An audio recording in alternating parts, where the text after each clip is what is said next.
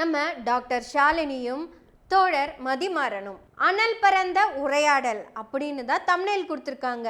ஆனால் உரையாடலில் அனல் பறக்கலை, இந்த சமூகத்தில் அனல் பறக்கணுங்கிறதுக்காக பேசின பேச்சு தான் அவங்க 2 பேரும் பேசினது. கழுத்து மேலே கத்தி வச்சிருந்தாலும் 3 புள்ளி வச்சிருந்தாங்க. அந்த இடத்துல மதிமாறன் ரொம்ப அழகாக ஒரு வார்த்தையை சொல்லியிருப்பாரு, அந்த கத்தியிலிருந்து பூ பூக்கும்.